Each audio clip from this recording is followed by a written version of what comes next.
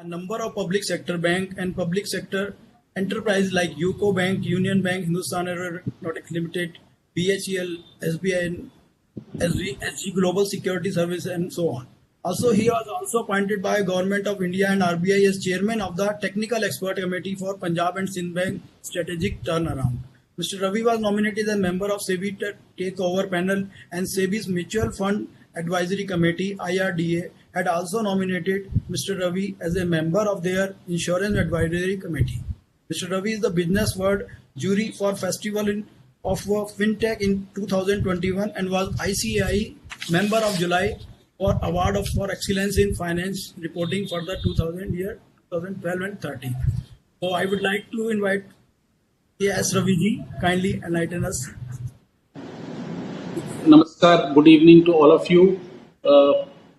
Jatinder ji, first of all, thank you for calling, the Amritsar branch also for calling me. My respects to Subodh ji, who's been a great chartered accountant and a real torchbearer, as Ravinder ji mentioned. And Ravinder ji, thank you for coordinating this whole event, program of today. A very, very, very tropical subject. Yesterday, we saw the finance minister come out with the national ARC. So, this is one step which is towards debt resolution. ARCs were in existence for a long time, but capital was a constraint, and this national ARC, which has come day before yesterday, is going to be a step forward, which I think Government of India is looking at. Now, I am giving you a broader perspective. First, let us look at 2007. All the companies of 2007, the first 35 have gone into various different type of zones, being acquired, going through IBC or restructuring and various other things. So if you look back, in debt management has been a very important aspect. CDR came in, SDR came in, then all these various things were tried, and then the insolvency or bankruptcy code came in, and that is a new way of debt resolution, which was maybe followed by the UK policymakers, and we have gone into the same sort of zone. So we had, and it all got triggered, as the finance minister yesterday mentioned, by the asset quality review that was carried out by Reserve Bank and all the banks, on the banks and all the borrowers. And that brought to light that this 90-day norm, it was more than the 90-day norm that we had to look at. So it was the quality of the asset itself and the quality of the debt that was given. All that came into light, and then this whole code was sort of introduced, and the bankers were very reluctant to get in. So RBI took the first step of putting the first 12 big companies into IBC. Then, if you see the evolution of IBC, if you see, first there were issue of home buyers, there were issue of H1, where people were bidding and then withdrew from the bidding. Then the process itself was a challenge. Then the promoters themselves came into the fray, that was a challenge. So at each and every stage, there was a new challenge and there was a new type of solution that came in. Cross-border insolvency, corporate guarantees, we talk of now personal guarantees. Then now we have come to pre-pack. So there is, this whole thing has gone into a very different zone altogether, and it needs to be further strengthened in order to get full value, economic value of all the assets. And let us understand this 5-6 years of journey of IBC itself. There was COVID, which brought the whole process into a stand. And there was the issue of the NCLT benches not being adequate. Then 21,000 odd cases were sort of, applications were made, so it was too big and too large for the NCLT to handle. And then there were issues of people going to Supreme Court, NCLAT, and getting challenged. You see the whole journey, right from Bhushan Steel to all these. So there are many multiple cases, Amtech. So you see the type of challenges that have come, and the Supreme Court had to take some decisions. So this shows how intense this whole exercise has been and what are the challenges that IBC has thrown. Just for the sake of record, 4,376 cases are under CIRP process at this point of time. And believe it, only 348 have been closed. There are about 1,000 companies under liquidation, and there are about 617 that have been settled. So the applications that are pending are 21,000 odd, and the balance have gone through 40% of CIRP process, including the sort of standstill which happened because of COVID. So the challenge has been, the process started well, but there were challenges in court, legal hurdles, and then there was lack of clarity. Then there was this ambiguity about home buyers, and then cross-border. So all this was sort of, each step has been conquered by the changes that have happened. And any law that comes in, any code that comes in, it is not easy. It's an evolution.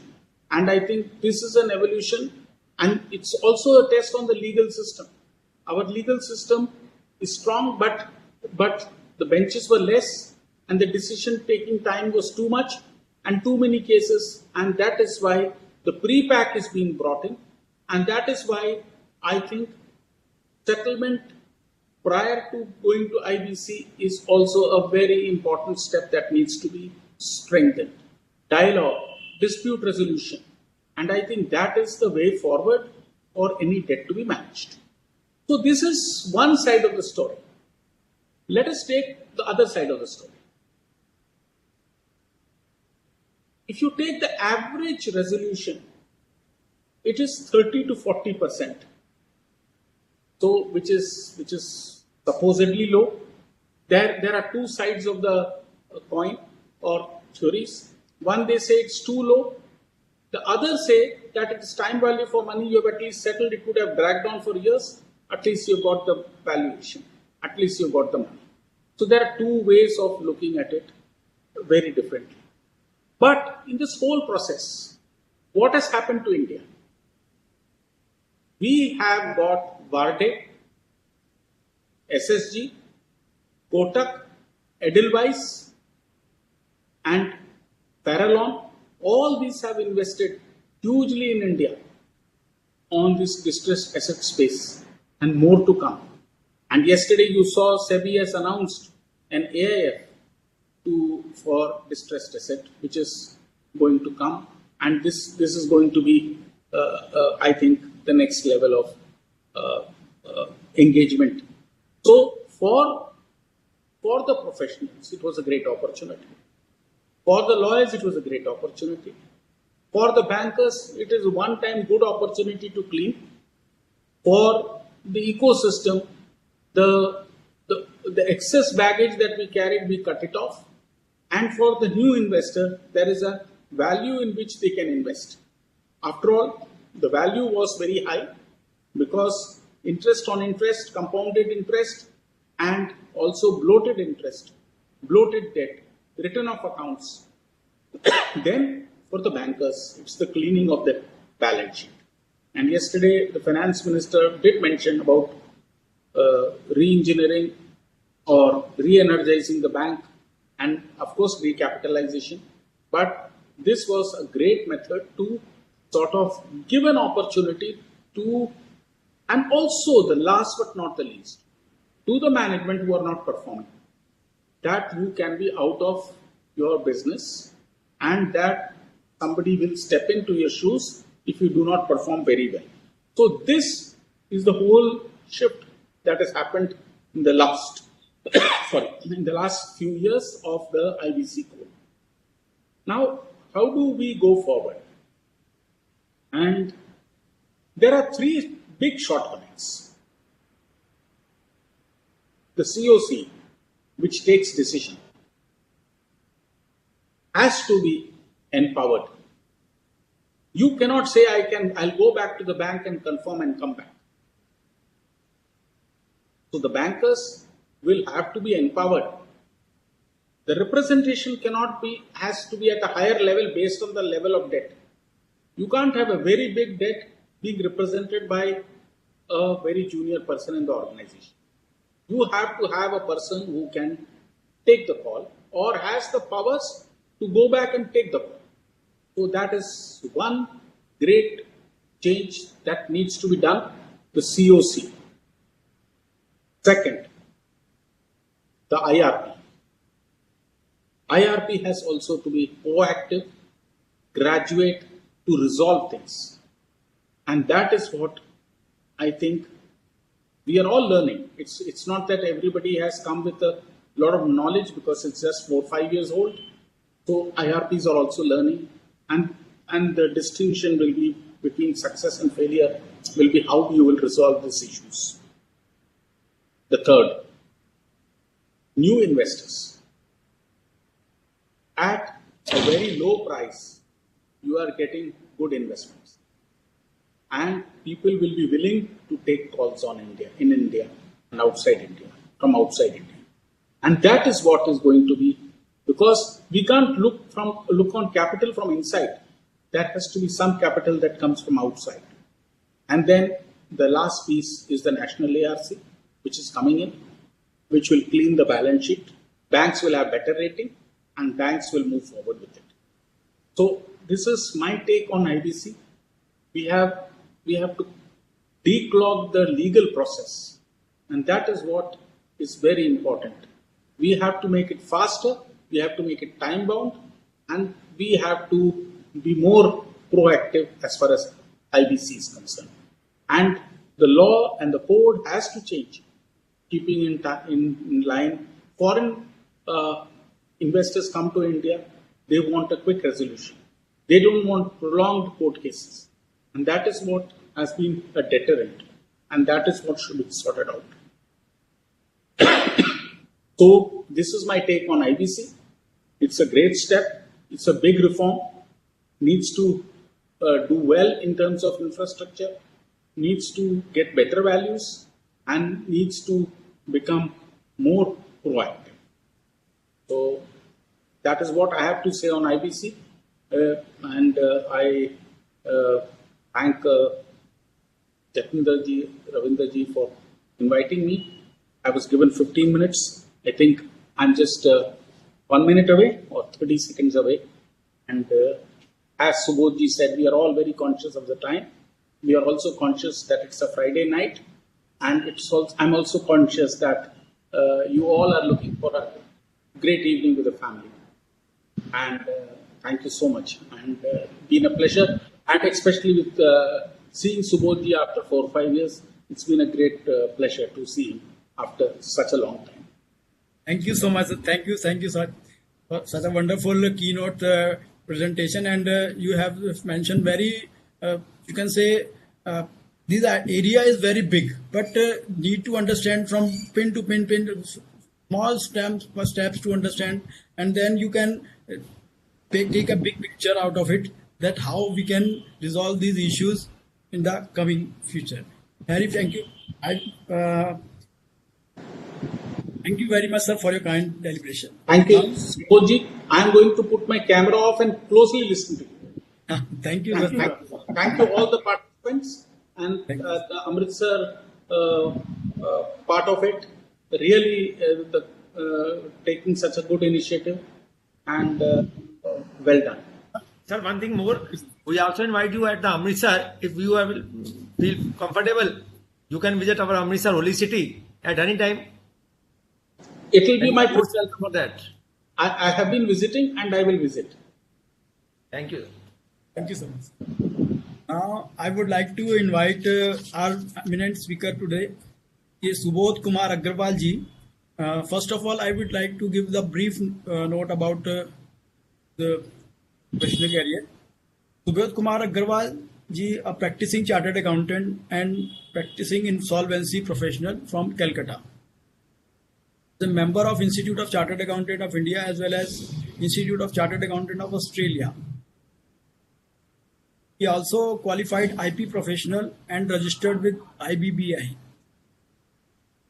He has got more than 30 years of experience in various audits, SEBI matter, corporate law matters, financial services and insolvency. He has been very active and has served as chairman of Eastern Regional Council of ICI in 2006 and has also been president of ICI, and president of ICI for the year 2013. He has served on the various national committees of RBI, SEBI, MCA, CAG, NSES, Quality Review Board, constituted under the Chartered Accountant Acts, and also served on the board of the Insurance Regulatory Development Authority of India, that is IRD. On international front, he has been president of South Asian Federation of Accountants, SAFA, and apex body of SARC. Board member of Confederation of Asian and Pacific Accountant, CAPA, and also member of Small and Medium Practitioner Committee of International Federation of Accountants, IFAC.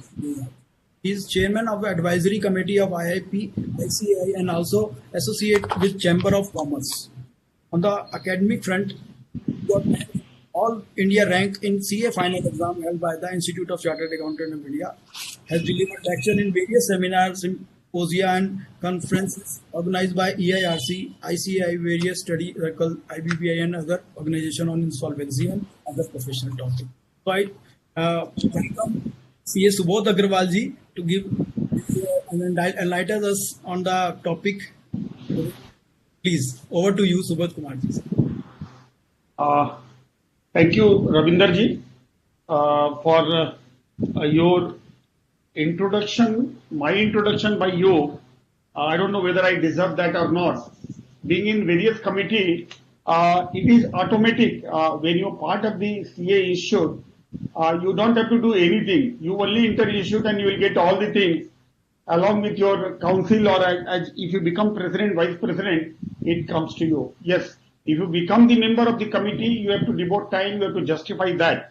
And for that matter, whosoever sits on that chair, it's a God's blessing. Without God's blessings and friends' good wishes, you cannot add on that position. So thanks to all of you, and you are sitting in a holy place. So being in a holy place, your all good wishes has definitely worked in my going to that position. Now, Chairman Jatinder ji and other members and Ravi ji, it was nice meeting all of you after a long time, and particularly Ravi ji also, whom we used to interact when I used to visit Delhi during my tenure as council member or as president or vice president.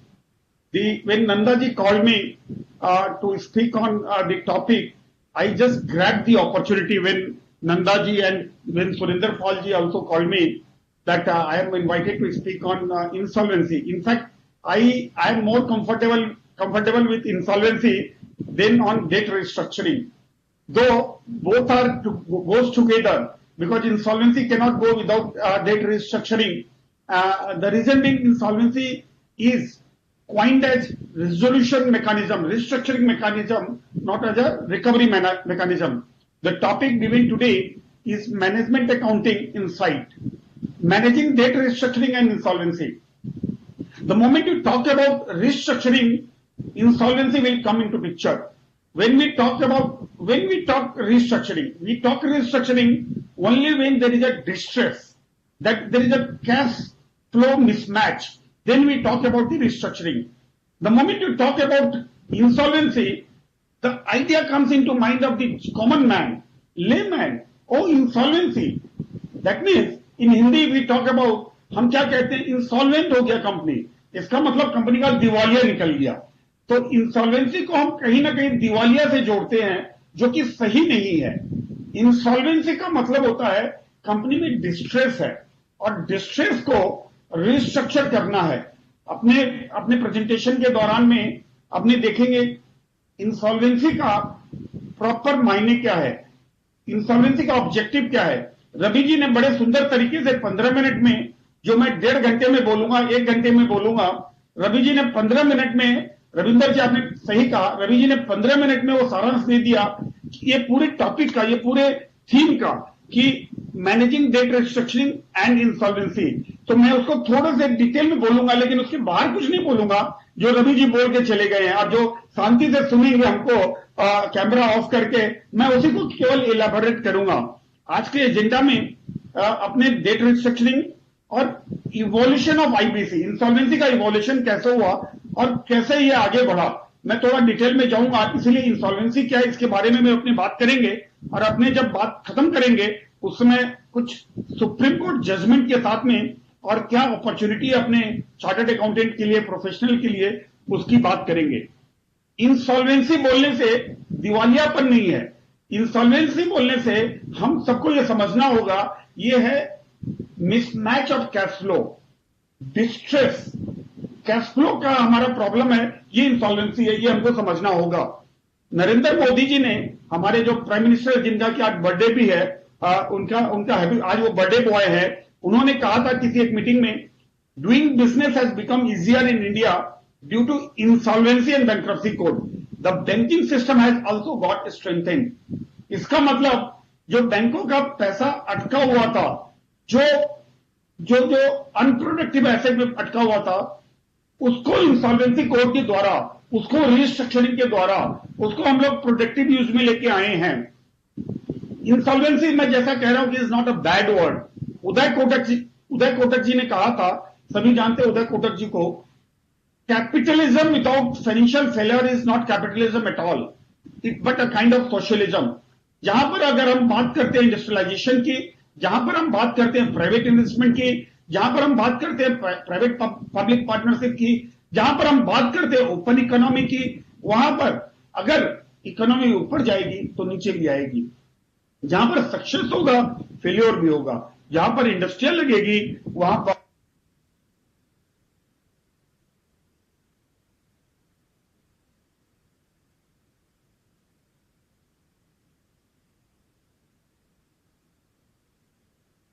Sir, your voice is now, I think, muted. Please. Okay, fine. How is it now? Now it is. It's okay now, sir. Yeah. So insolvency में उदय कोटक जी ने कहा था capitalism में ये capitalism में failure होगा ही होगा, और जो इंडस्ट्रियलिस्ट होंगे उनको फेलियर होगा, and it will be life long. ऐसा नहीं है कि अगर कोड आ गया तो इसके बाद में सब कुछ ठीक हो जाएगा और उसके बाद में इंसॉल्वेंसी नहीं होगी।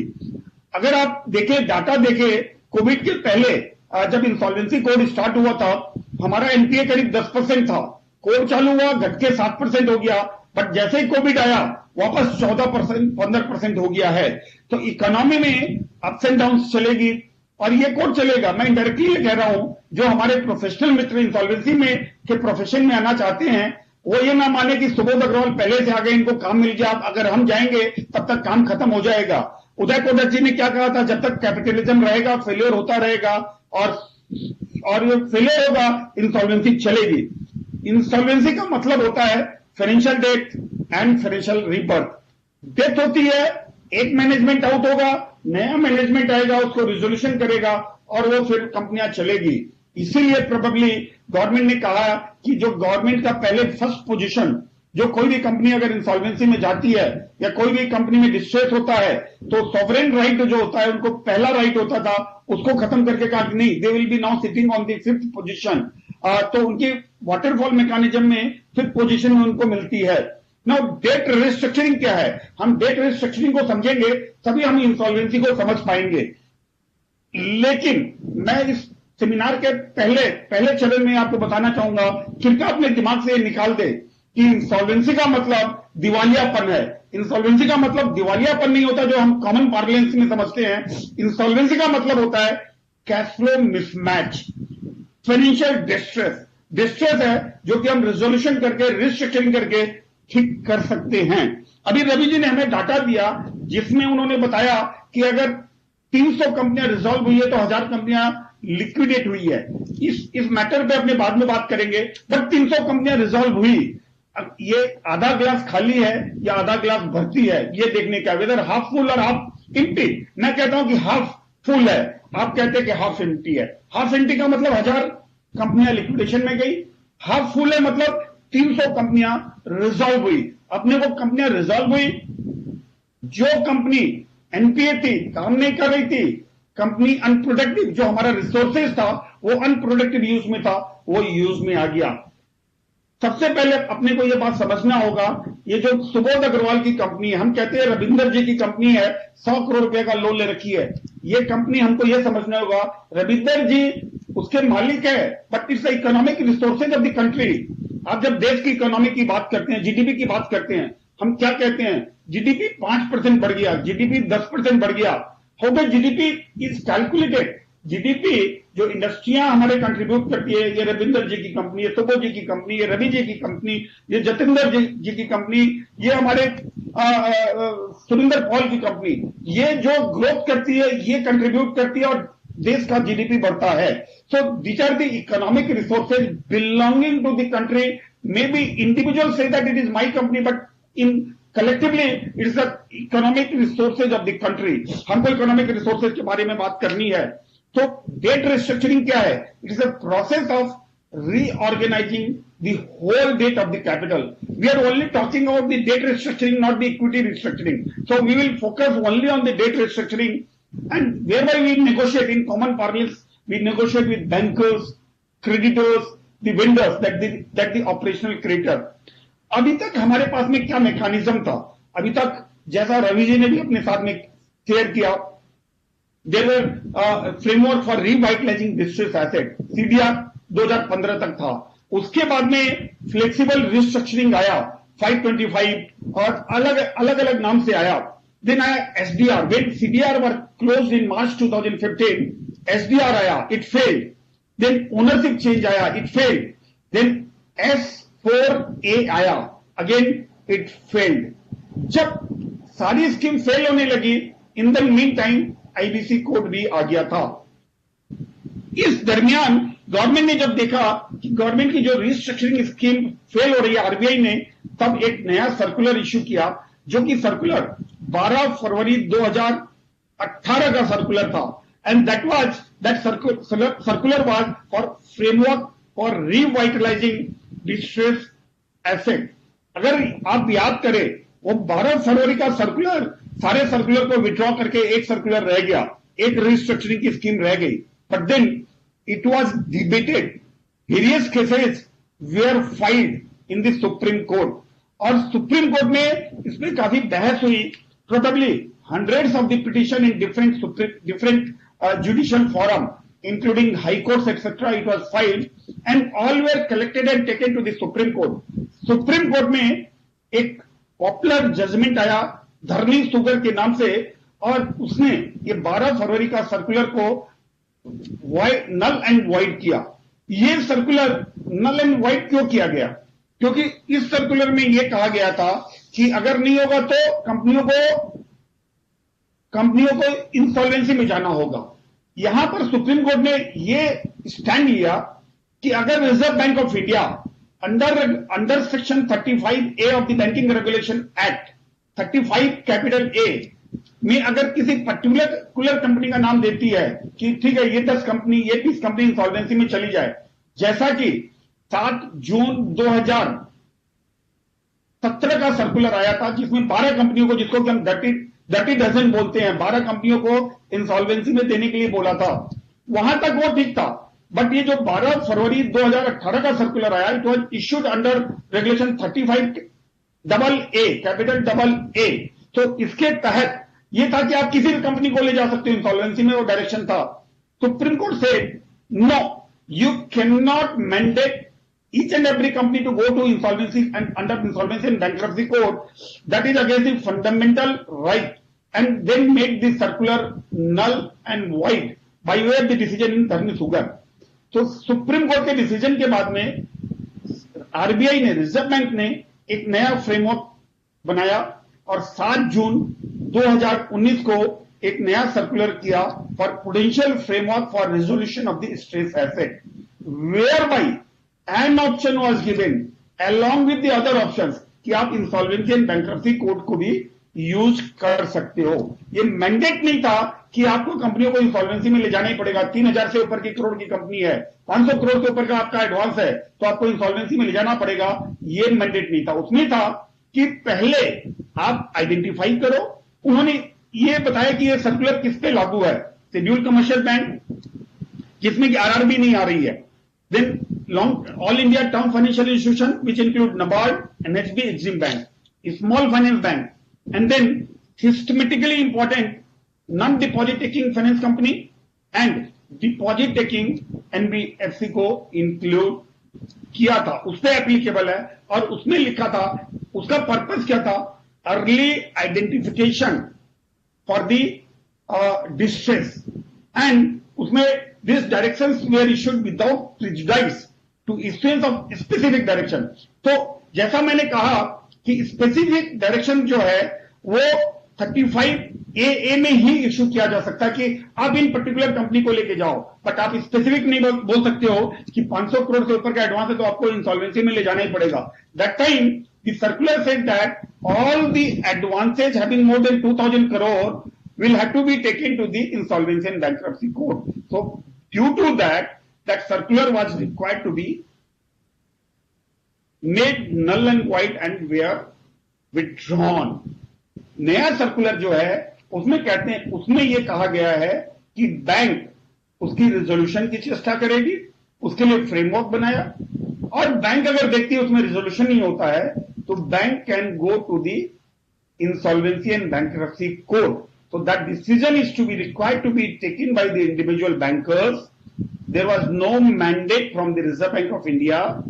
If the Reserve Bank of India wants some particular company to go for the insolvency and bankruptcy court, Reserve Bank of India specific direction under section regulation 35 capital A of the Banking Regulation Act में देगी. Now form restructuring का एक framework आ गया. अगर हम companies act में देखते हैं तो कंपनीज एक्ट में we have got section 230 to 32 जो कि basically compromise, arrangement and amalgamation होता है, और बैंकर्स इसको जनरली यूज नहीं करते हैं, लेंडर्स इसको यूज नहीं करते हैं, कंपनी खुद इसको यूज करती है. जनरल वो करती है मर्जर, डिमर्जर और अमलमेशन के लिए इसको यूज करती है. Now what are the other options? तो अगर इंसॉल्वेंसी बैंक्रप्सी कोर्ट में जाते हैं तो is it a restructuring scheme? Is it a resolution plan? Yes. For that we need to look at preamble of the code. Preamble का मतलब जो होता है, जो object of the code होता है. अगर हम IBC कोड का preamble पढ़ते हैं तो ये बहुत इंपॉर्टेंट होता है. हम कोई भी एक्ट को अगर देखें तो हमको सबसे पहले उसका preamble देखना चाहिए. रविंदर जी, मैं हिंदी में बात करूंगा, कंफर्टेबल है या I should speak in Hindi, English? आपका म्यूट है Ravinder ji. Is it okay if I talk in Hindi? Yes sir, please carry on. आप जैसे चाहें वैसे बोल सकते हैं. हिंदी नहीं, हमारे ऑडियंस का कैसा है, बिकॉज दो it is for me it is comfortable in English, but मेरे को लगता है कि क्योंकि अपने नॉर्थ इंडिया में है तो नॉर्थ इंडिया में हिंदी में ज्यादा लोग पसंद करेंगे. ऑडियंस तो सर मिक्सअप है, लेकिन आप but you can use somewhere, no problem. Fine. So I keep on using, जिससे कि हमारे नॉर्थ वाले भी खुश रहे और हमारे साउथ वाले भी खुश रहे. So I use the mixed one. So if you look at the preamble of the code, that is the objective of the act. इसमें आप देखो, the code says that consolidate and amend. 11 act को consolidate किया गया. Reorganization of the and insolvency resolution. The code in the initially itself says that the objective is to reorganize. That is the restructure. Time bound manner within 180 days, 270 days, not more than 330 days. Maximization of value of the asset for all the stake holder, ये value maximization के लिए है. And then by doing that promote entrepreneurship, availability of the credit, and to do that they have altered the order of priority. The government used to be the first priority holder in case of the distribution of the asset or distribution of the money. Now the government, all the government, whether central, state or local authority, now they are falling under 5th position in the distribution under what we call it waterfall mechanism. Now if I look at brief background, why insolvency is required, why restructuring is required, why reorganization is required. Now there can be external causes. जब भी कोई company insolvency में जाती है, general common parlance में हम लोग क्या बोलते हैं, अच्छा वो इंसॉल्वेंट हो गया, पैसा खा गया, पैसा साइफन अप किया गया, कर लिया होगा. Dear friends, it's not true. The company has gone into insolvency. There can be various reasons. I mean, if there are external reasons like global downtrend, COVID aa gaya, and the company has gone into insolvency. So the promoters are honest. But due to COVID, if they could not open their shops, if their production is halted, you cannot blame the promoter. Policy, the government policy has changed. The company is dependent on import, and suddenly the government restricted the import. Or suddenly you are producing the import substitute item, suddenly the government allowed import, number one, and then reduced the custom duty on that. So your product became uncompetitive and you have to close down your shop. Inaction by the banks. Generally we find that in India, the banks takes longer time and there is an inaction by the bank. Now approval delays. Pollution Control Board, different government authorities, there is approval delays. Excess capacity. Now the capacity, everybody is now going to set up the power plant. Now the power plant, 10 years back, it used to be sold at premium. The power under PPA, which used to be sold at 10 rupees or 8 rupees, now has come down to 2 rupees, at even 2.5 rupees, no, there is no taker. So you set up the plant based on your 5 rupees break even and selling at 8 rupees, you are making money by 60%. Today, if you are not able to sell, if you don't have the PPA or the PPA is expired, you are not able to sell your power at 3 rupees also. So there is a cash loss. So you then change in focus, policy impact, credit appraisal, fiscal pressure. If these are the reasons, you cannot blame the promoters.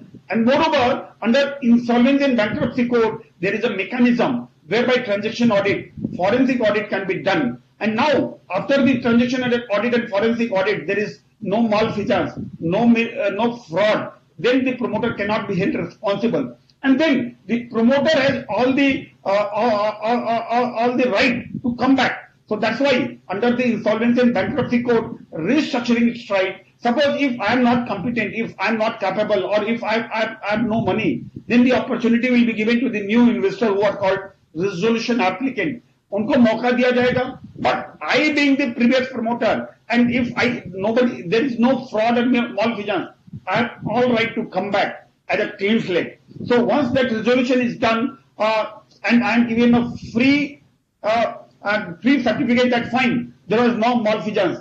I am a free man, and I can again go back to the bank and get a loan and can start at a fresh slate. So in case of the Insolvency and Bankruptcy Code, the ex-promoter, if they are honest, they have chance as a citizen of the country to come back. So external causes. Now, if I look at the code, why the question come to your mind, why it is code, why not act? What is the difference between act and code? Is it not the act? Dear friends, it is an act, but we call it code.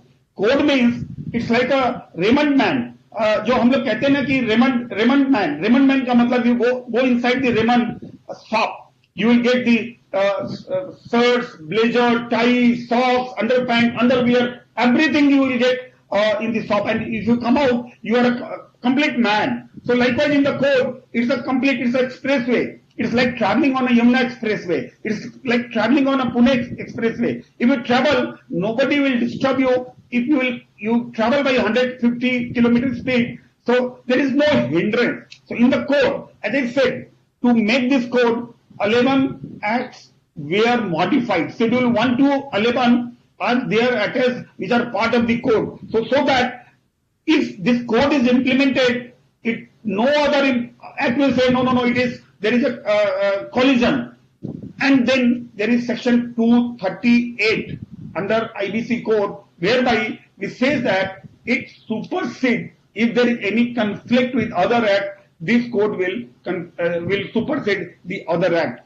Evolution, we will not go into evolution because it took from Tiwari Committee, Narasimhan Committee, and then BLRC report came in 2016, and then ultimately code was passed by this parliament in June 2017.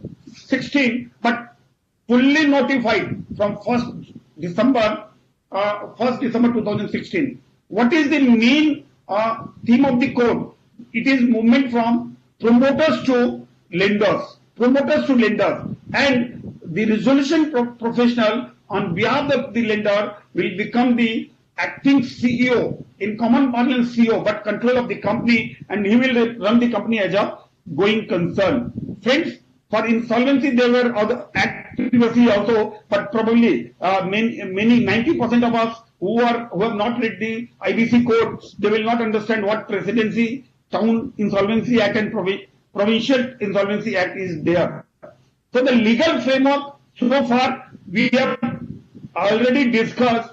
It was very lethargic, time consuming.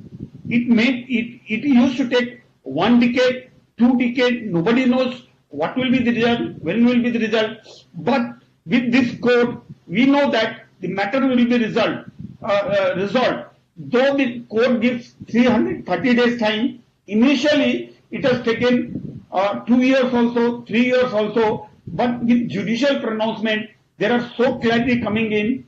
Going forward, it will take not much time. Recently, on 13th September, there was again a Supreme Court judgment that plan once approved. Number one, the plan has to be approved. The NCLT, the executing authority, has to approve the plan in a fastest mode within the framework given in the code, that is 180 days, 270 days, and not more than 330 days. The 330 days timeline should be breached only in the exception circumstances, not as a rule of the game. Number two, nobody can touch once the plan is approved by the COC. It has to move very faster. That means it is more than Yamuna Expressway. In Yamuna Expressway, you have a speed limit of 100. Probably I will say that the code you can travel at a speed of 200 km per hour also. So that is the code. That is the way it has been structured.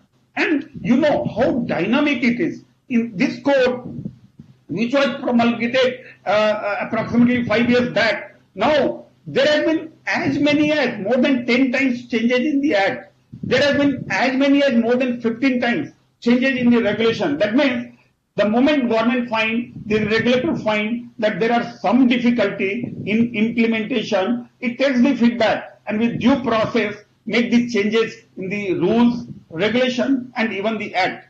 As we know, regulation can be changed by the regulator, that is the IBBI. Act can be changed only by the parliament and it takes time. But the government many times has come out with the ordinance. Whenever government find that the parliament is not in session, it is taking time, government has come out with the ordinance also. Now, if I look at the IBC code, which is a restructuring code, there is early and time-bound resolution. There is it is kept in view that the asset is preserved. There is no depreciation in the asset by way of keeping the company as a going concern. Now, here in the first place, companies are covered, and not the borrower should be the company, and not the guarantor should be the company. Now there has been one judgment where the borrower was the individual or the borrower was the partnership firm, but the guarantee given was by the corporate company. Now insolvency was started against the guarantor. The guarantor, even though the principal borrower is the individual, principal borrower is the partner, which is where the code is not notified to be applicable on the individual or the partnership firm. But since the guarantee given was by the corporate debtor that the company, the insolvency was.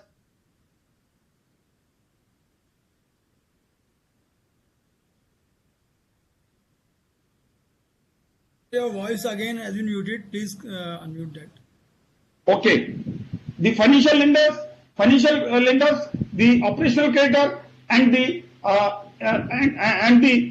company itself. Suppose I have got a company that is in distress, so I also can go and file the petition to have resolution. I am not going to file for liquidation. I am filing for resolution. So because again, I will come back that it's not a distress is a distress situation where restructuring and resolution is the objective of the code. Now, by this code, as I said, it has been made a expressway. Yamuna Expressway or Pune Expressway, Mumbai Pune Expressway, what we call it. So it's a time-bound process.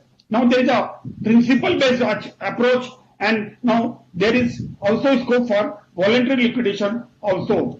So, if you look at the code, IBPI, it is a regulator. If you are a chartered accountant, IBPI is equivalent to ICAI. ICAI is regulator for the accounting profession, audit profession. Like IBPI is the regulator for the insolvency profession. Now here the other entity has been created. Now second layer of regulator has been created by way of the IPA agency.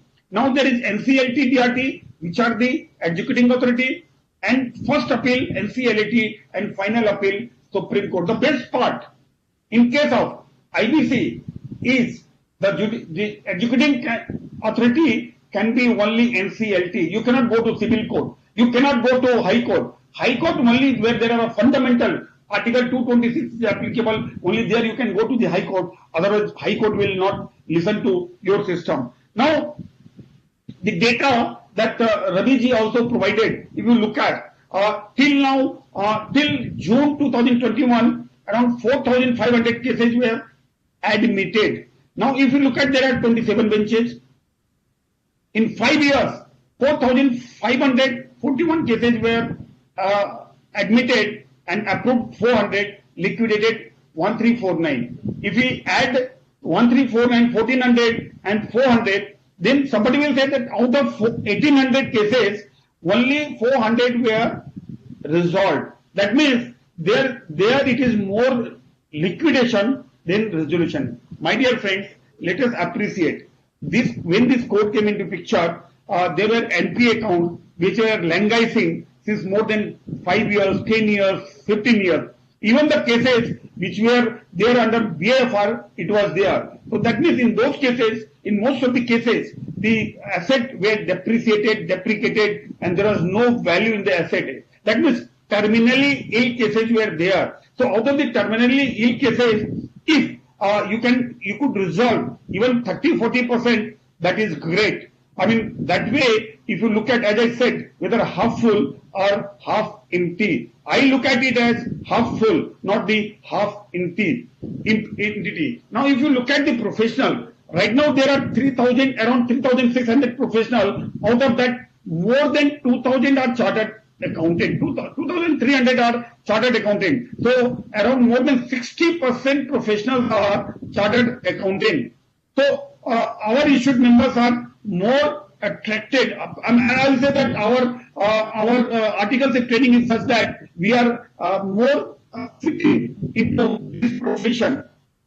Now, friends, infrastructure, if you look at North region, that is the region that is out of the total 100% people, more than 1,437. So 39% persons are from eastern northern region, and my region, the lowest percentage, 10% is there. Even northern region, the professionals are more than from the western region. So this is the data which you will get in the insolvency IBPI magazine also.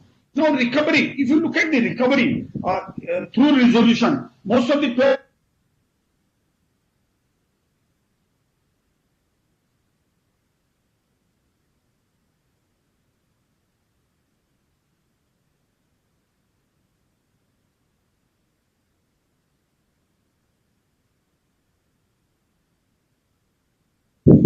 am I audible?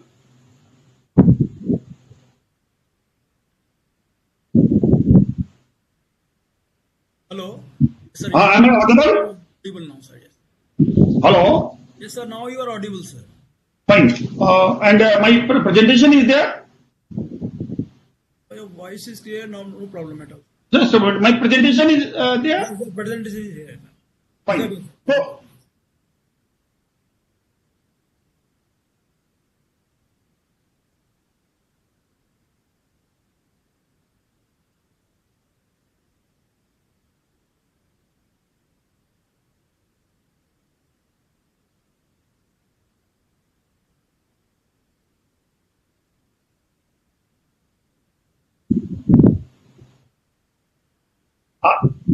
Alok Industries 17%, Jyoti Structure 50%, Bhushan Power 41%, and JP Infratech 100%. So the So PPT is not visible right now. pardon? PPT is not visible right now. PPT.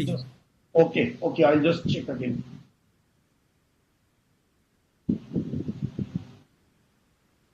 No, is it visible now? Not yet, sir. Not yet.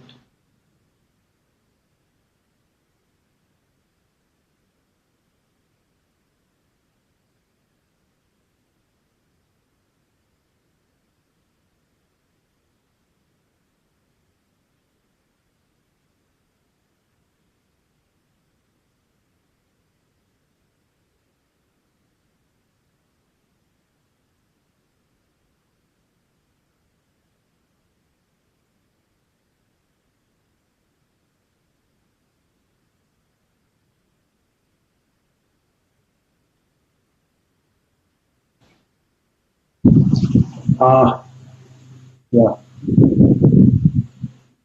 Is it visible now? So your screen is it's okay, sir. It's okay now. Sorry, I mean, I think there is some network problem from my side. No My problem, sir. It apology. happens, no problem, sir. No problem. Yeah. So just a minute. Fine. So recovery has been good, and in many cases it has been more than 60%, 100% also. But in many cases it has been less than 10% also. It's not that all things are very rosy, but it is. And moreover, the best part has been the judicial pronouncement has been the commercial wisdom of the lenders. The committee cannot be challenged. Even judicial power has been restricted not to interfere in the decision taken by the executives through the committee of creditors. As I said, it is applicable to whole of India. We will not go into that. And it is the objective is to keep the company as a going concern, encourage the repayment, and the best part of IBC code has been there has been fiscal discipline. आप सभी रविंदर जी और जतिंदर जी आप ये agree करेंगे कि जब से ये कोड आया है और जिन्होंने पैसा ले रखा है by way of operational creditor financial creditor उनको ये डर हो गया है कि अगर वो पैसे टाइम पे नहीं पेमेंट करेंगे तो बंदा एनसीएलटी में लेके जा सकता है। और आजकल हर व्यापारी को एनसीएलटी के बारे में जानकारी हो गई है। वो धमका जरूर देता है कि भैया देख ले नहीं तो मैं तो एनसीएलटी में जा रहा हूं। And the best part has been more than 50% cases NCLT में पिटीशन फाइल हुई है, मतलब एक धमकी के तौर पे, और मैटर रिजॉल्व हो गया है। आई मीन जो कि पहले पैसे लोग सप्लाई लेते थे, पैसे लेते थे और उसके बाद में वो फोन नहीं उठाते थे, और आज के दिन में फोन की जरूरत नहीं है। हमारा ईमेल और हमारा एक कुरियर आपके पास जाएगा और आपको ये मालूम पड़ जाएगा कि भैया कल से आप मैनेजमेंट में नहीं हो, ऑर्डर आ गया and you are no more there as the promoter, you are no suspended. हम चार्टर्ड अकाउंटेंट प्रैक्टिसिंग प्रैक्टिशनर्स आज के दिन हम बैलेंस शीट देखते हैं तो हम अपने क्लाइंट को ये बताते हैं कि भैया आपकी बुक्स में ये क्रेडिटर बैठे हुए हैं, ये कितने दिन है, ये डिस्प्यूटेड है कि नहीं है, तो आप इनको पेमेंट अगर का क्या प्लानिंग कर रखे हो, नहीं तो आपके यहाँ पर कंपनी इंसॉल्वेंसी में जा सकती है अगर ये थ्रेशोल्ड के ऊपर है। हमारे यहाँ क्रेडिटर बैठा हुआ है, पैसा नहीं दे रहा है, हम अपने क्लाइंट को प्लानिंग देते हैं कि आपका पैसा नहीं आया है, आप इनके ऊपर इंसॉल्वेंसी के केस क्यों नहीं कर रहे हो या इनके ऊपर क्या एक्शन ले रहे हो। पहले हमको मालूम था अगर हम डीआरटी में जाएंगे, हम सिविल सूट फाइल करेंगे तो पैसे हमको 2 साल 5 साल में भी नहीं आएंगे और खर्चे और हो।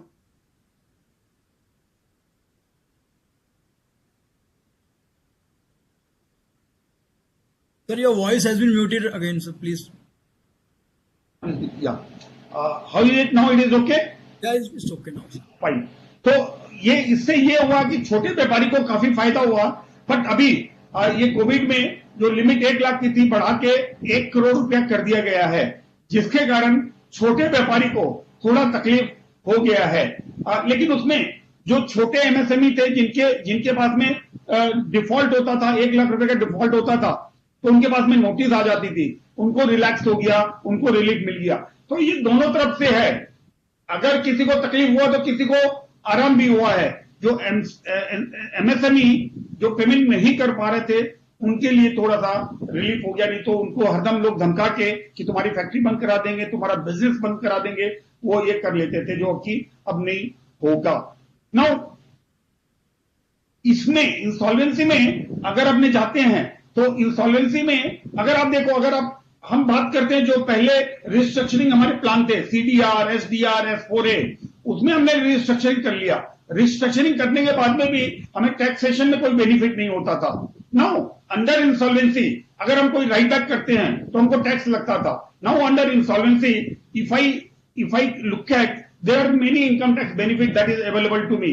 मैं कंपनी एक्वायर करता हूं, मेरे को टैक्सेशन बेनिफिट अगर मैं राइट बैक करता हूं तो in most of the cases if I write back taxation लगना चाहिए, but then there are provision where we can plan and we see that there is no taxation. Now 115J MAT, there is again the benefit is allowed. Now section 79 where it says that under income tax act अगर आपका more than 51% share holding change होती है तो carry forward loss of benefit नहीं मिलेगा। वो भी हमको under insolvency and bankruptcy code that benefit is allowed to us. So income tax, the government also addressed the income tax and then saw that the benefit is available so that it does not become कि भाई आपने लिया मैंने otherwise what would have been happened कि मैंने 1000 करोड़ की company 200 crore में खरीदी, अब 800 करोड़ पे हम एंट्री में क्या करेंगे, 800 crore rupees 800 crore rupees is to be written back. Now if I write back 800 crore rupees then I will have to pay income tax in the normal sense. Now on 800 crore, if I even pay 25% tax, my tax will come to 200 crore. My effective costing will go to 200 crore plus 200 crore, 400 crore, and it will become unviable. Now I will have to plan the things in such a way that my write back of 800 crore does not become taxable. Now there are provisions whereby we professional can plan, or we can when we submit the resolution plan, we can put the provision in such a way that whatever is right back, it is not impacted by income tax, or it can be credited to capital reserve directly. Now within the purview of the act, within the purview of the income tax act, that planning can be done. Now if you look at the IBC code, the timeline is very sacrosanct. You see, everything is prescribed, rule based. It has to be done within 180 days or 270 days. I am not going into nitty gritty. Likewise, if the company is under liquidation, again the timeline is very sacrosanct, within 365 days. And if you are not able, if the RP is not following up within the timeline, then there is a strict penalty, punishment, etc. also. Now we are talking about distribution of the payment. Now it is called waterfall mechanism under section 53. If you look at, see, the government dues are under 5th position. The first is insolvency cost, the second is secured creditor and workman dues, the third is employee salary, fourth is unsecured creditor, and the 5th position government. So if anything remains after paying to the first 4 position, then only the government will get, and that also only for 2 years, and beyond that it will go to the 6th position. The timeline is very time bound. It's a time bound for everything. Section 12 and then regulation 40 prescribe the timeline. It has to be done within that timeline. Resolution plan, it is well defined. The role of the resolution professional, he is a process driver. He has to work within the framework. He is the facilitator. He has to work under the supervision of the committee of creditor and the executing authority, that is the NCLT. Committee of creditors, their role is defined. They cannot interfere into running of the company, that is the going concern. Only those matters which are prescribed under section 28, their approval is required. Otherwise the resolution professional can take the decision to run the company, can go ahead. Powers of the NCLT, the Supreme Court decision has come that NCLT power is only limited to see that there is no violation of the act. Commercial decision of the COC cannot be challenged. We will share with the court judgment. Friends, we'll come to the Supreme Court judgment. The first Supreme Court judgment in with regard to insolvency was Innovative Industries Limited. It was in September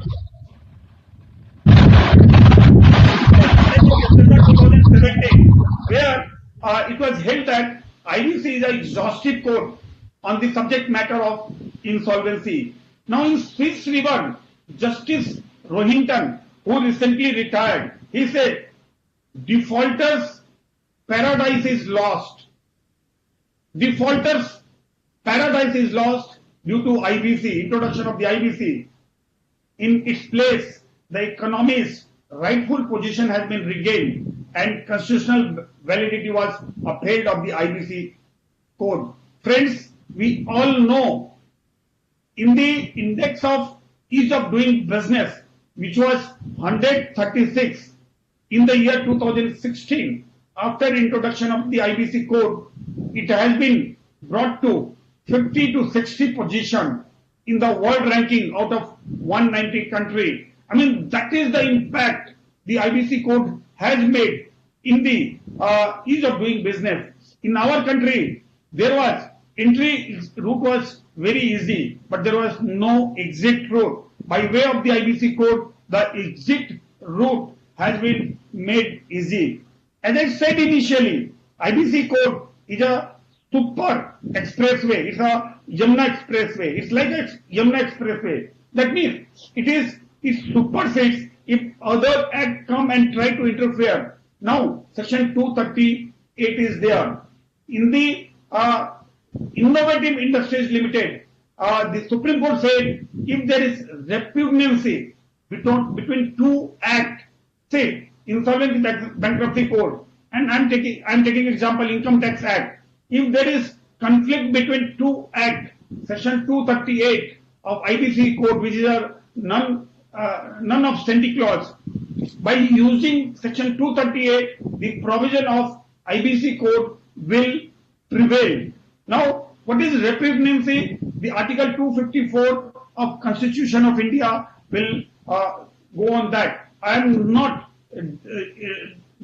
going in much detail on what is repugnancy, but yes, IBC code will prevail when there is a repugnancy between two. And see, Commissioner of Income Tax versus Monarch Ispat and Energy Limited, which is a Supreme Court judgment, where the Supreme Court held, in view of section 238 of the code, the provision of the code will override, which is inconsistent with the IBC code. That means IBC is supreme than other code. Only if there is an inconsistency.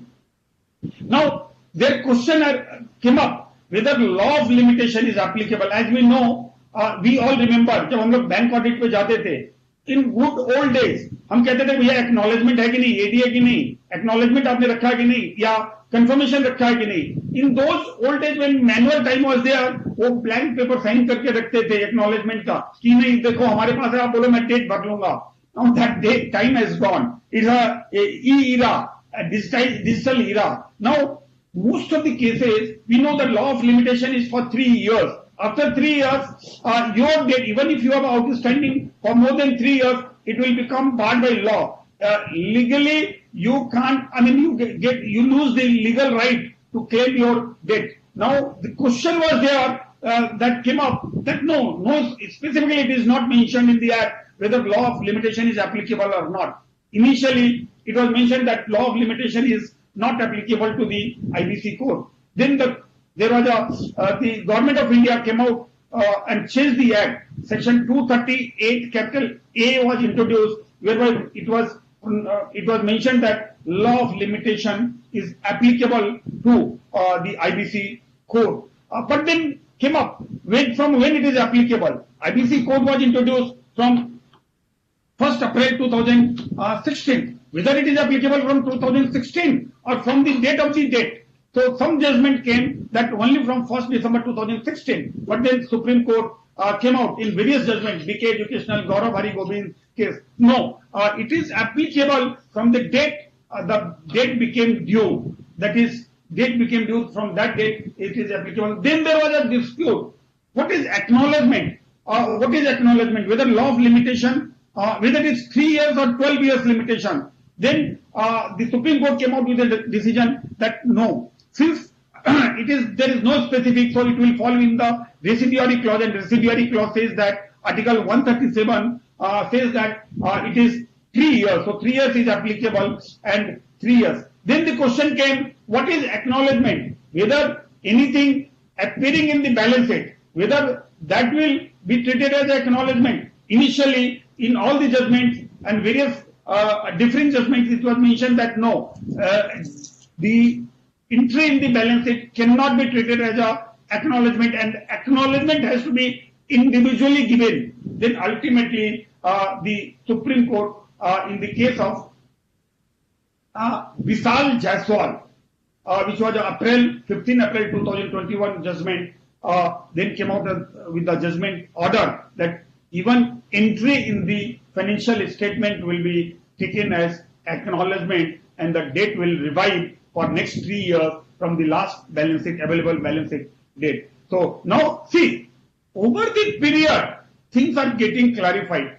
If you argue me, if you criticize the act, that the act took three years to resolve the issue, 2 years to resolve the issue, more than the time given, because that time interpretation issues were there, judicial pronouncement was not there, clarity was not there. But since nowadays I can bet that judicial pronouncement from NCLT, NCLAT and Supreme Court are coming on IBC Court more than for any other act.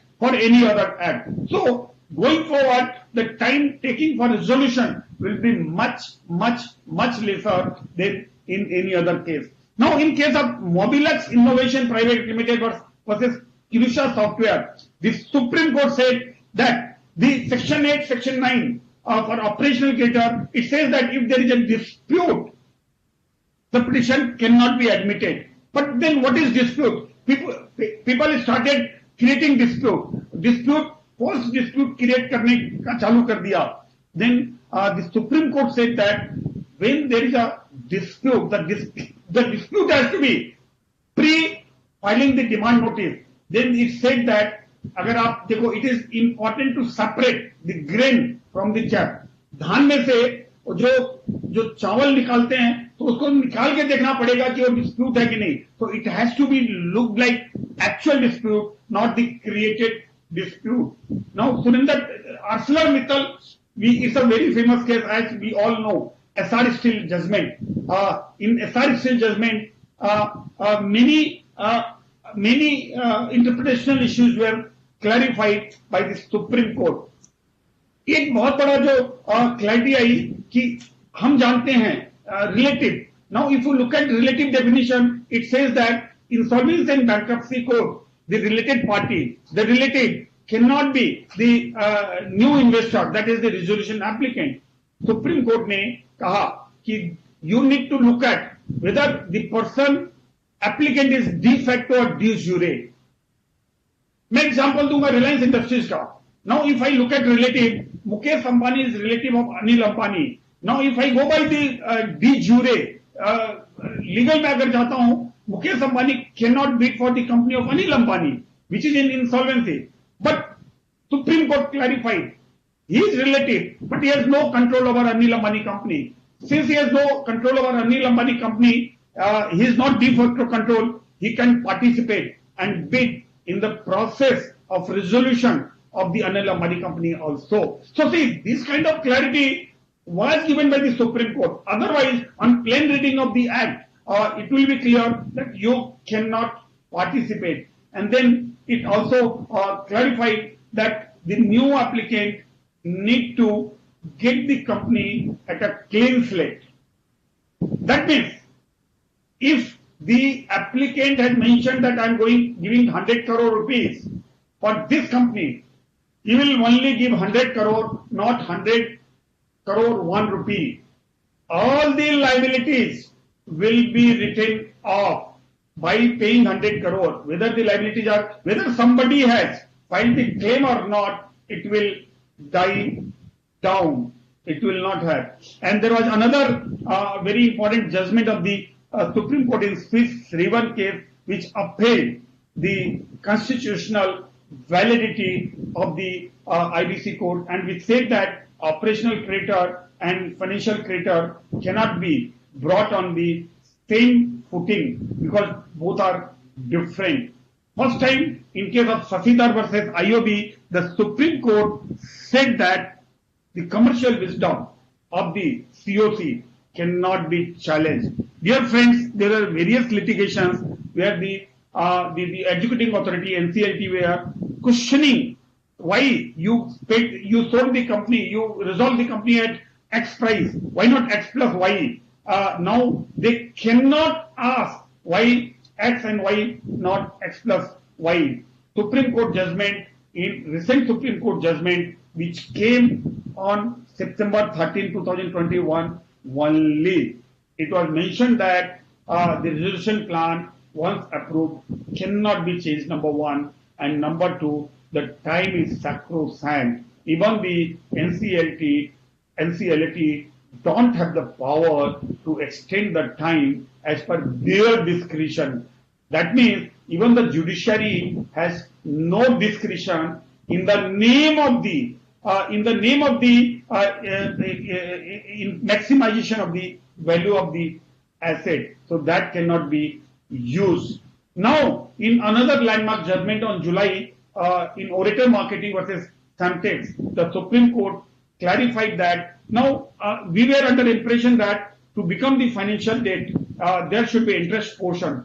The Supreme Court pronounced that if you have given a loan and that is without interest, it will still be treated as a loan and it will fall under financial creditor. In Ghanshyam Misra, the Ghanshyam Misra case, the Supreme Court, which is again a recent judgment, Supreme Court said that government, whether it is central, state and every local authority, all are bound by the resolution plan. One resolution plan is approved, everybody is bound. Lalit Kumar Jain, Supreme Court clarified that the guarantor who are individual, it is applicable, IBC code is applicable. The current notification which was from 1st December 2019 is applicable to them.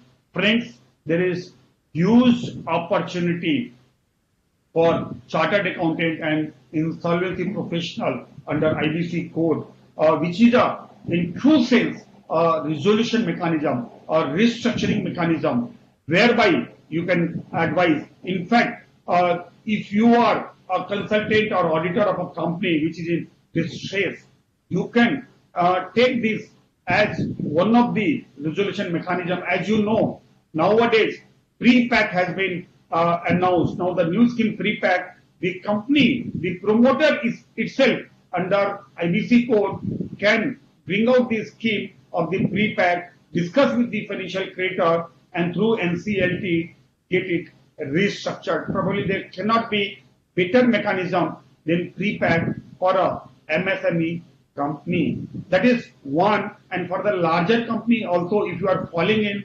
MSME, if MSME promoter can participate under the resolution plan, they are not ineligible under 29A. Section 240 capital A was introduced, whereby if the company is NPA, the corporate debtor is NPA, then it is not applicable. I mean, the promoter does not become ineligible. So, huge opportunity for chartered accountant and other professionals, not only to become the insolvency professional, but as a consultant, as an advisor, as a support service, as a recovery agent. Even Chartered Accountant Institute has allowed the practicing chartered accountant to become the IP professional and do the practice as an IP professional along with the CA practice also. Friends, probably this is one of the most dynamic act that has been introduced in this decade. I'll say that in this decade, the economic reforms that has taken state. So probably I feel that because I am practicing since last 30 years and I have not seen the kind of reform it has been brought in. That's the best reform and the best changes is the mindset of the promoters, the mindset of the industries, the mindset of the businessmen, which used to say that nobody can touch me, let the bank issue the SARFAESI notice. Even in case of the SARFAESI, I can delay the process for 5 years or 10 years, and by that time I will siphon the money, siphon the fund, I'll depreciate the asset. But today, as we know that in next 2 months he will get the notice and he will be ousted, and the management can be taken over by somebody. And that is the reason that more than 50% cases were resolved out of court. That is by issuing the demand notice or by filing the cases which were resolved, and many cases were withdrawn under section 12 capital A of the IBC. So this is one of the best reform and which has helped the country in recovering. From last 5 years, from IBC, through IBC, more than 5 lakh crore has been recovered, and the company has been put to best use. Friends, thank you very much. If you have any query on IBC or restructuring, I'll try to answer so far as possible. Otherwise, Ravi is also there, and other my friends Jatinder and Ravinder also, they will be supporting me in answering. Thank you very much. Thank you so much, sir. Thanks for your kind deliberation on this topic. And we are very much enlightened and thankful to you that you have given us so many knowledges on that particular issue, which is vast and very, you can say, hot topic right now in the financial market also. In the process, in this process, we have learned from you many things in the debt restructuring and insolvency topic. Thank you so much, sir. And now I would like to start the question and answer session.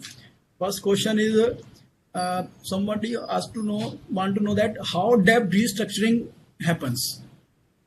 See, debt restructuring is, you need to look at what is your debt size. Now, under MSME also, the government has come out with the various restructuring plan.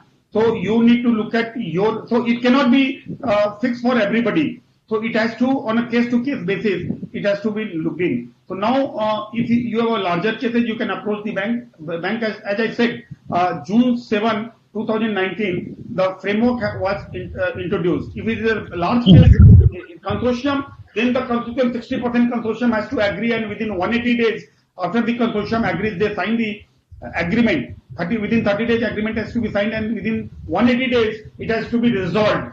But if it is not resolved within 180 days, it can be taken to the IBC court. Likewise, the smaller cases also, the different scheme of the government is there. So under that, and nowadays after COVID, the bankers has become more liberal for the restructuring. So approach the banks, find out what are the schemes, and under that, if it is fitting, you can get it fitted. Now, coming to the IBC code, suppose your company, the company for which you are talking about the restructuring, you need to look at whether there is any fraud, any malfeasance, or any thing that has been siphoned off. Then it will be difficulty. If it is not, then one can use pre-pack. But for that, the company need to be MSME. Pre-pack is applicable only for the MSME. Now there is a framework for pre-pack whereby the company with the prior consent, like what we used to do with the bankers now. Now under pre-pack, what happens? We go to the bankers, tell them that this is the position, and we prepare a plan that is called base plan, get it formal approval, in principle approval, and then approach the NCLT, and within 120 days, we get the NCLT approval and get the company resolved.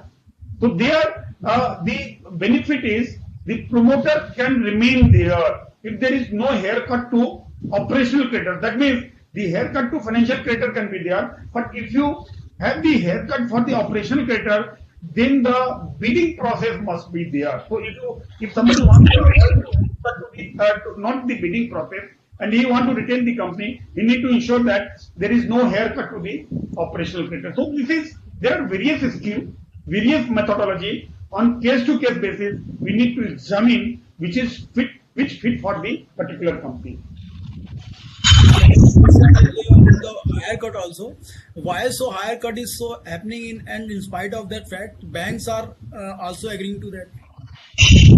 As I said, Ravinder ji, it is up to you need to look at whether the glass is half full or half empty. Now, as I said, out of so many companies, 1300 companies were in liquidation and 400 companies got resolved.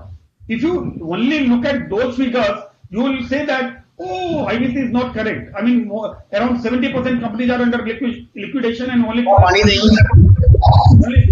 to 30% in resolution. No, as I said, initially most of the companies were terminally ill. Those were NPA since last 10 years, 15 years. That means the asset value was not there. If the loan is 100 crore, if I go there, I value the asset, I find that the asset valuation is only 2 crore rupees. Now, if the asset value is 2 crore, then who will pay you 90 crore? You are getting value of the asset, you are getting, the value of the asset is 2 crore, but I am paying 3 crore. Why I am getting the company as a going concern? Now, even then you will say that there is a 97% haircut. No, my dear friend. The value of the asset has got depreciated, and the bankers are taking decision. That is the reason Supreme Court said to the NCLT, don't interfere in decision taken by the lenders, because they are the right person to take decision. They know the finance. They have financed. They know the present position. They know the present position. 3 crore rupees is enough. They should have. If they go for liquidation, sell the company, they will get 2 crore only. Now, common parlance, people say, oh, 97% haircut. Bankers say, no. I am not 97% haircut. Instead of 2 crore, I am getting 3 crore. So I am happy. This is my business. In my business, I am losing money, I am making money. So on average, I am making money. So that's why let me go out, give it to some person who can run this company, and that's why one should not look at the haircut. One needs to find out what was the value of the asset, what was the intrinsic value of the asset, and if its intrinsic value has gone down, it cannot be taken as a haircut straight way. So it is the perspective in which you look at it. My next question from another member: exact definition of insolvency is what, and how we declare a company insolvent? That's a very good question. I mean, in a common parlance, as I said, in common parlance, what usually, if you look at old SICA, Sikh Industrial Companies Act, there the company used to be called SIC when your net worth has gone down by more than 50%, right? Now, अभी क्या हो रहा है? अभी network नहीं देखना है. The moment you default in payment, even by 1 day, so technically हम लोग NPA कब कहते हैं कंपनी को? If outstanding is more than 90 days, that means company SMA 2 हो गई है. डिस्ट्रेस, अगर हमने एक भी पेमेंट डिफॉल्ट कर दिया and the outstanding is more than 1 crore rupees, that is threshold limit, पहले 1 लाख रुपया था, the company will be required to go for insolvency. I mean anybody those whose payment is defaulted will can take it to the, so here it is default, not the erosion in the value. So company may be good going concern, very good company. There has been some situation where the company is listed, price is 2,000 rupees, but they are not paying it to the creditors. The creditor went into the insolvency court, that is NCLT. The company said, no, I am solvent. How can he take me to the insolvency court? The answer is, if you are not, your price may be high, your reserve may be very good, but then why you are not able to pay your creditor? Either you say it is dispute. You are not saying dispute. If it is not dispute and you are not paying, that means something is bad. So it needs resolution. It needs insolvency, and IBC code can be invoked. Yeah. Next question is whether willful defaulter can also declare as insolvent.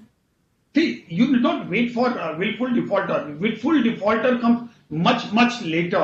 As I said, the moment you default, even 1 day default can be taken to insolvency. So willful defaulter, everything will fall in line. Yeah, it can be. Thank you, sir. I think all the questions put down there I have discussed with you.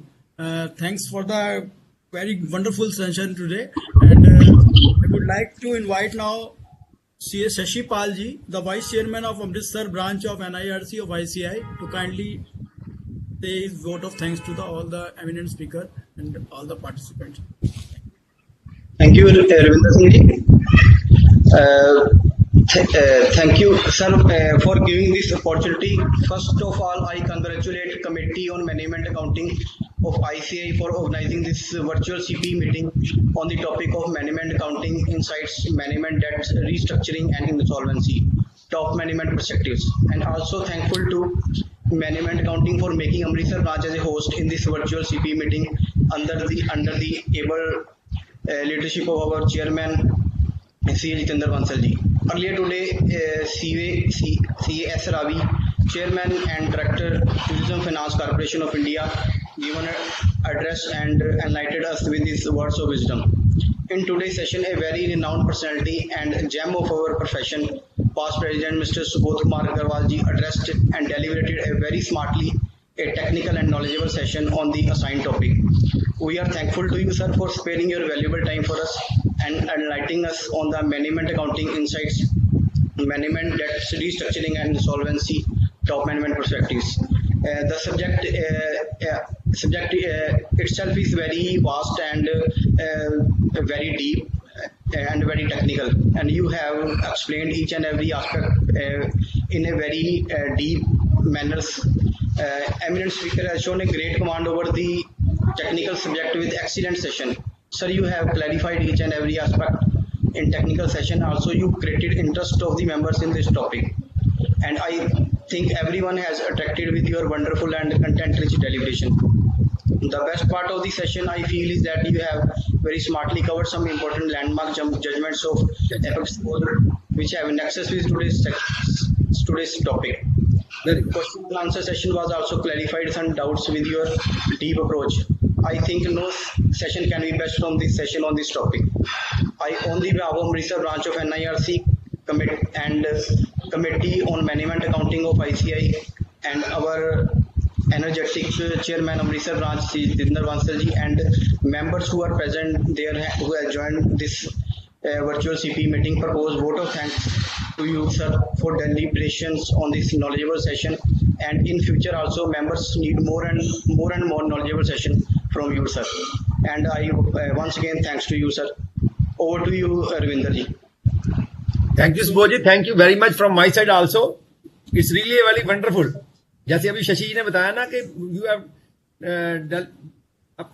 discussed the various landmark judgment also, which are very useful for the members.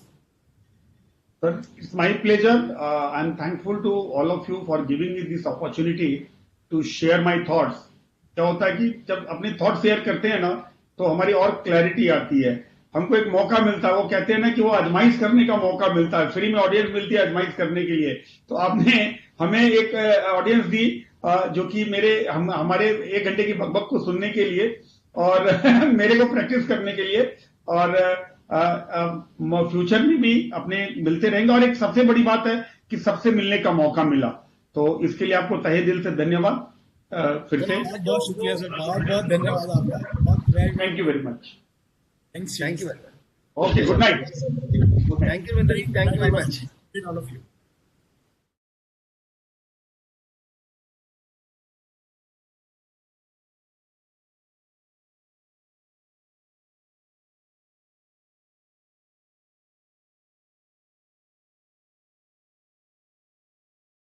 Practicing chartered accountant, and I'm proud to be a part of this particular session. And I hope all the participants here and everyone here, you can say, benefit out of it and get the knowledge of deep, you can say, technical session, very vast section. And on future dates also, we can organize these kind of webinars also to enhance our knowledge in this sector. Thank you so much, sir. Thank you for providing me the opportunity of. Thank you to all the committee members for giving this opportunity to the Amritsar branch for hosting this seminar with the new topic. I hereby conclude this meeting. Thank you so much, sir. Thank you so much.